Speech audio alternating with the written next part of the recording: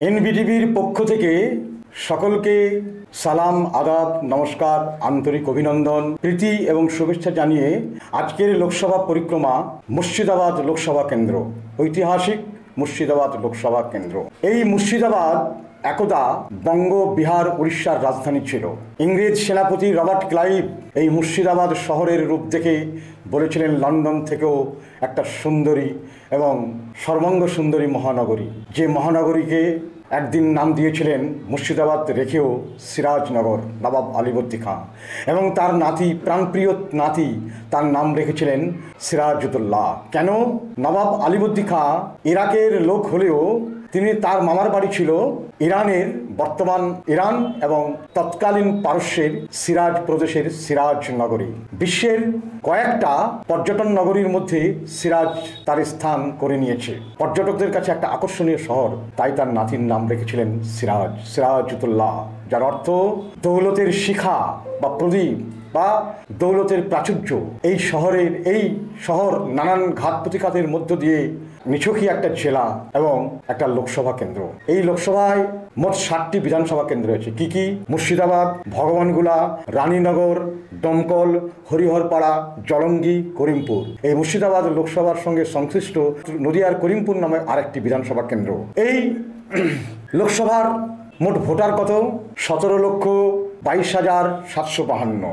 70%-এর উপর সংখ্যালঘু মুসলিম সম্প্রদায় ভোটার। শিডিউল কাস্ট ভোটার হচ্ছে 10% থেকে সামান্য কিছু বেশি। তার সংখ্যাটা হচ্ছে 1,75,721। শিডিউল ট্রাইবস ভোটার সংখ্যা হচ্ছে 1.3%। মোট ভোটার 22,396। জেনারেল হিন্দুর ভোটার মাত্র 18%। গ্রামীণ ভোটার 16,22,496, 93.6%। শহরের ভোটার 1,10,256, 6.4%। এই মুর্শিদাবাদ লোকসভার অন্তর্গত মুর্শিদাবাদ, জিয়াগঞ্জ, আজিমগঞ্জ এবং নতুন পুরসভা দমকল, মোট 3টি পুরসভাও রয়েছে এখানে।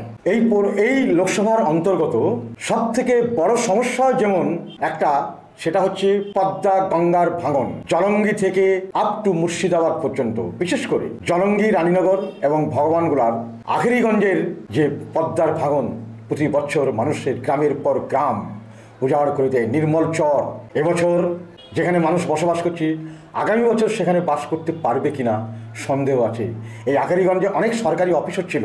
পরবর্তী ক্ষেত্রে ভগবানগোলা 2 নম্বর ব্লক রানীতলা থানার নাম দিয়ে আরও একটু ভিতরের দিকে করতে হবে। এই পুরসভা, এই লোকসভা আরও একটা দিক থেকে গর্বিত, যেহেতু এটা ছিল বাংলা, বিহার, উড়িষ্যার রাজধানী, যার ট্রেন যোগাযোগ ছিল পর্যন্ত দিল্লি পর্যন্ত, এবং পূর্ব ভারতের প্রথম শ্রেণীর একটা পর্যটন কেন্দ্র। কিন্তু সেই পর্যটন কেন্দ্র আজ নিছকই একটা পর্যটন কেন্দ্রে পরিণত হয়ে গেছে।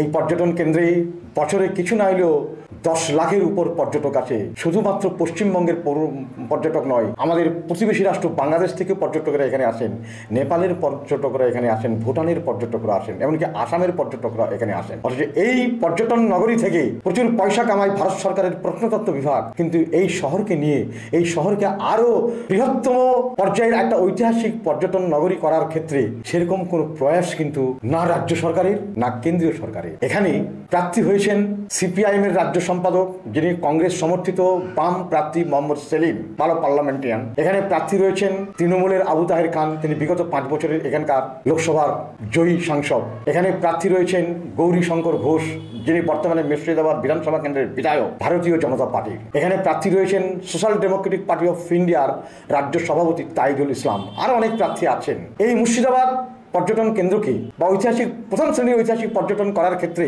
আমি একবার এখানকার প্রাক্তন বিধায়ক, ফরওয়ার্ড ব্লকের নেতা বিভাস চক্রবর্তীর সঙ্গে বসেছিলাম। তিনি আমাকে স্পষ্ট বলেছিলেন, স্বাধীনতার 77-78 বছর কেটে গেলেও মুর্শিদাবাদকে একটা সম্পূর্ণ ঐতিহাসিক পর্যটন কেন্দ্র করার ক্ষেত্রে ভারত সরকারের যেমন উদ্যোগ নেই, তেমনি উদ্যোগ নেই রাজ্য সরকারেরও।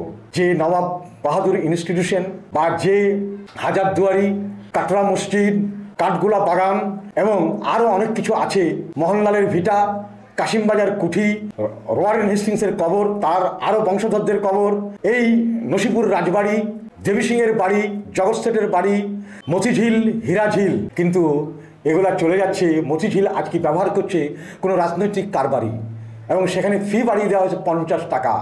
হাজারদুয়ারিরও ফি বাড়িয়ে দেওয়া হয়েছে, অথচ এখান থেকে পর্যটন থেকে ভারত সরকার একটা মোটা অঙ্কের টাকা আয় করে, অথচ একটা উচ্চমানের পর্যটন কেন্দ্র কিন্তু এটা হতে পারেননি। কয়েকদিন আগে এই মোহাম্মদ সেলিম যখন বিভিন্ন জায়গায় যখন প্রচার করছেন মুর্শিদাবাদ, জিয়াগঞ্জ, আজিমগঞ্জ এলাকাগুলোতে, তখন কিন্তু তাকে বলছেন আজকে আমরা একটা ভালো সাংসদ যদি পাই আপনার মতো, আপনি কিন্তু এই মুর্শিদাবাদের কথা লিখবেন। একদিন যে শহর, একদিন যে জেলা ছিল ধনে মানে পূর্ণ, যশে পূর্ণ ছিল, আজকে সেই শহর, সেই কাজী নজরুল ইসলামের ভাষায় কাল সে রাজাধিরাজ, আজ সে পথের ভিক্ষা চায়। মুর্শিদাবাদ সেই রকম একটা নগরী হয়ে ওঠে। সাচার কমিটির রিপোর্ট, ভারতবর্ষের 500 জেলাকে পরীক্ষা নিরীক্ষা করা হয়েছে, সব থেকে গরিব জেলা মুর্শিদাবাদ। আমরা চিন্তা ভাবনা করব, মানুষ এমন একজনকে ভোট দেখ বা এমন একজন ভোটে জয়ী হোক যে আমাদের এই মুর্শিদাবাদ লোকসভা কেন্দ্রের কথা বলবেন। তবে বাস্তবে ভাতের হাঁড়ি ভাত একটা টিপলে বোঝা যায়। বামফ্রন্টের প্রার্থী, সিপিএমের রাজ্য সম্পাদক, যিনি কংগ্রেসের সমর্থিত, সেই মোহাম্মদ সেলিম যেখানে ছুটছেন সেখানে কিন্তু এবছর দেখা যাচ্ছে মানুষের ভিড়াকার, কাঁধে কাঁধ মিলিয়ে মানুষ বেরিয়ে আসছেন। এই মুর্শিদাবাদ লোকসভার অন্তর্গত ব্যাপক অংশের পরিযায়ী শ্রমিক আছেন যারা ভিন রাজ্যে কাজ করেন, তাদেরকে সবসময় বাংলা ভাষায় কথা বলার জন্য বাংলাদেশি এবং পরে সন্ত্রাসবাদী ট্রিট করা হয়। এই মুর্শিদাবাদের বছর বছর এই লোকসভা কেন্দ্রের অন্তর্গত জলঙ্গি, রানীনগর, ভগবানগোলার সহ একটা বিস্তীর্ণ এলাকা বানে ডুবে যায়। পদ্মা গঙ্গার ভাঙন, আজও এই পদ্মা গঙ্গার ভাঙনকে জাতীয় বিপর্যয় হিসাবে ঘোষণা করা হয়নি। মানুষ চাইছেন এই মুর্শিদাবাদ লোকসভা কেন্দ্রে মুসলিম লীগের প্রার্থী খোদাবক্স এখানে দুবার সাংসদ হয়েছেন। এই মুর্শিদাবাদ লোকসভা কেন্দ্রে সৈয়দ বদরুদ্দোজা ইন্ডিপেন্ডেন্স পার্টি, তার আগে তিনি ছিলেন কৃষক প্রজাপার্টির তরুণ তুর্কি, যাকে বলা হতো বাগ্মি প্রবর বা বাগ্মি, যাকে বলা হতো নাইটিঙ্গেল অফ দ্য ইস্ট, সেই সৈয়দ বদরুদ্দোজা এই মুর্শিদাবাদ লোকসভা কেন্দ্রের সাংসদ ছিলেন। এখানে সাংসদ ছিলেন মান্নান হোসেন, এখানে সাংসদ ছিলেন মইনুল হাসান, এখানে এক নাগারে সাংসদ ছিলেন অনেক বেশি সময় ধরে বামফ্রন্টের সিপিআইএমের নেতা প্রয়াত মাসুদ আল হাসান। অথচ এই মুর্শিদাবাদের এই বিস্তীর্ণ এলাকা, পদ্মা গঙ্গার ভাঙন, প্রতি বছর ভাঙন বাড়ছে। আখেরিগঞ্জ, জলঙ্গি, নির্মলচর, আরো অনেক চর একের পর এক বিনাশ হয়ে যাচ্ছে, জনবসতি একের পর এক শস্যহানি হচ্ছে, গবাদি পশুরা মারা যাচ্ছেন, লোক মারা যাচ্ছেন। অথচ সেই বন্যা কোনো রকমের ভাবে সুরাহাও কিন্তু আজও পর্যন্ত করা হয়নি। আজকে মুর্শিদাবাদের মানুষের, লোকসভা কেন্দ্রের মানুষের দাবি পরিযায়ী শ্রমিকদের সামাজিক সুরক্ষা দেওয়া হোক। আজকে মুর্শিদাবাদের মানুষের দাবি, লোকসভা কেন্দ্রের ভোটারদের দাবি, মুর্শিদাবাদকে একটা পরিপূর্ণ একটা গতিশীল ঐতিহাসিক পর্যটন কেন্দ্র করা হোক। আজকে মুর্শিদাবাদ লোকসভা কেন্দ্রের প্রার্থীদের, মানুষের ভোটারদের দাবি মুর্শিদাবাদের নবাব সিরাজউদ্দৌলার নামে কোনো বিশ্ববিদ্যালয় হোক বা কোনো কলেজ হোক। আজকে মুর্শিদাবাদের মানুষের দাবি নবাব বাহাদুর ইনস্টিটিউশনকে একটা ঐতিহ্যশালী এরিয়া বা হেরিটেজ এরিয়া করা হোক। আজকে মুর্শিদাবাদ মানুষের দাবি যেখানে নবাব সিরাজউদ্দৌলা, আলিবর্দী খাঁ সহ 47 জন সাহিত্য, সেই খোশবাগে আরও মনোরম কিছু করা হোক। আজকে যখন পর্যটকরা যায় নবাব সিরাজউদ্দৌলার কবর সেই খোশবাগে, সেখানে দেখা যায় গেটে কুকুর চড়ছে। এই অবস্থা বাংলা, বিহার, উড়িষ্যার শেষ স্বাধীন নবাবের এই হচ্ছে পরিণতি। আজকে যখন সুজাউদ্দিনের কবর দেখতে যাওয়া যায়, সেখানেও দেখছি কোনো পরিষ্কার পরিচ্ছন্ন করার ব্যবস্থা নাই। এবং এই মুর্শিদাবাদ লোকসভার এলাহিগঞ্জ এবং গঙ্গার উপারে বেশ কিছু সুফি সাধকদের জন্ম। এই মুর্শিদাবাদের গণ উৎসব হয় বেড়া ভাদ্র মাসের শেষ বৃহস্পতিবারে, তারও সেই জাঁকজমক আজকে কিন্তু ফুরিয়ে আসছে। এগুলা দেখলে একজন পথিকের চোখ দিয়ে অশ্রু পড়ে যায়। খোশবাগে যখন মানুষ ঢুকে তখন সেখানকার চোখ অশ্রু গড়িয়ে যায়।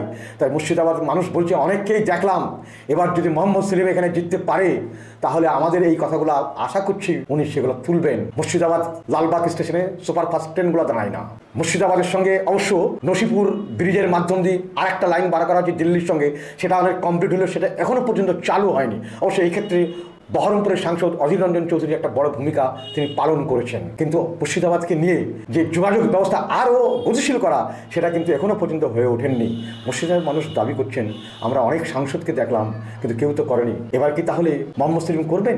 মানুষের বিভিন্ন জায়গায় যখন যাওয়া যাচ্ছে তখন সেলিমের কথা অনেকেই বলছেন, আবার এটাও বলছেন যে যেই লঙ্কা যায় সেই রাবণ হয়। জানি না যিনি পরবর্তী ক্ষেত্রে জিতবেন তিনি আবার সেই লঙ্কায় গিয়ে রাবণ হয়ে যাবেন কিনা। মুর্শিদাবাদের মানুষের ব্যথা, মুর্শিদাবাদের মানুষের সুখ দুঃখের কথা, মুর্শিদাবাদের কৃষি ব্যবস্থাকে আরও সচল করা, এগুলো করবেন কিনা বা কে জিতবেন বা কে জয়ী হবেন সেটা বোঝা যাবে 4 জুন। কিন্তু মুর্শিদাবাদের মানুষের এই দাবিগুলা যিনিই যান, সে মোহাম্মদ সেলিমই যান, সে আবু তাহের খানই যান, সে গৌরীশঙ্কর ঘোষই যান কিংবা তাইজুল ইসলামই যান, তারা যেন মুর্শিদাবাদের এই কথাগুলা পার্লামেন্টে উত্থাপন করেন। মুর্শিদাবাদ একটা সীমান্ত রাজ্যের একটা সীমান্তবর্তী জেলা, যে জেলা ছিল এককালে বাংলা, বিহার, উড়িষ্যার রাজধানী। সে আজ একটা নিছক লোকসভা কিংবা একটা বিধানসভা কিংবা একটা জেলা, যে জেলা ছিল একদিন ধনে মানে ভরপুর, সেই জেলা আজ তাকে কাল সে রাজাধিরাজ, আজ সে পথের ভিক্ষা চায়। মনে করছি বিভিন্ন জায়গায় মুর্শিদাবাদের 7-8টা বিধানসভা এলাকায় ঘোরা হচ্ছে, অন্তত 5টা বিধানসভা এলাকায় দেখা যাচ্ছে মোহাম্মদ সেলিমের একটা বড় ধরনের প্রচার কিন্তু তিনি করে আসতে পেরেছেন। করিমপুর বা মুর্শিদাবাদ বিধানসভা, সেখানেও সেলিম সাহেবের জনপ্রিয়তা দেখতে পাওয়া যাচ্ছে, কিন্তু সেখানে একটু মনে হয় টাফ লড়াই হবে। আর বাকি 5-5টা বিধানসভা কেন্দ্রে ভালোই তিনি এগিয়ে থাকবেন বলে মনে করা হচ্ছে। কিন্তু রাজনীতিতে শেষ কথা বলে শেষ দিনটাই, জানি না 4 জুন শেষ হাসি কে হাসবেন সেটা সময়ই বলে দেবে। এখানেই শেষ করলাম ঐতিহাসিক মুর্শিদাবাদ লোকসভা কেন্দ্র পরিক্রমা করে। ধন্যবাদ এনবিটিভির পক্ষ থেকে।